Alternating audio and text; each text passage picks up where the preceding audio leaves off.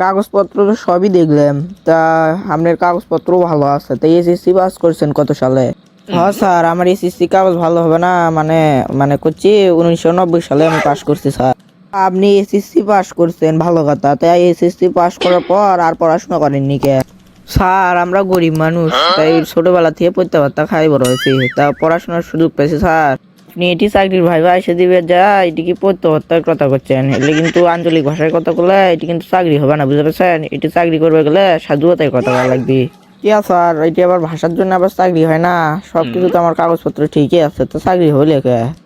চাকরি যদি করতে চান তাহলে আপনাকে সাজু ভাষায় কথা বলতে হবে, না করলে আর আপনি চাকরি হবে না। না স্যার, আমার চাকরি হয় হোক না হয় না হোক, আমি বগুড়া ভাষা ছাড়া অন্য ভাষায় কথা বলবো না, এই কথাটা আমি কয়া থেকে দিলাম।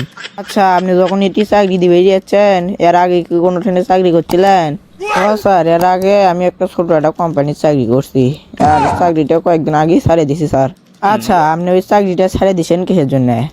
ওই কোম্পানির মালিকের সাথে না ক্যাসার হয়েছিল, তাই খাত ধাক্কা দিয়ে ওই কোম্পানির থেকে বাই করে দিছে। ও আচ্ছা, তা কি নিয়ে ঝামেলা হয়েছিল যে আপনি চাকরি থেকে বের করে দিল? ওই কোম্পানির চাকরি করছি স্যার, ওই কোম্পানির মালিক ছিল একটু ঠসা টাইপের, তাই আর কি, মানে কোনোদিন একটা কাগজ লিখছি না, মানে ক্যালেন্ডার নিয়েছি যে অলদ লাগে তোমার স্যার, তাই শুনছি আপনি কি তাকে বলদ করছি, তাই গান ধাক্কা দিয়ে বাই করে দিছে।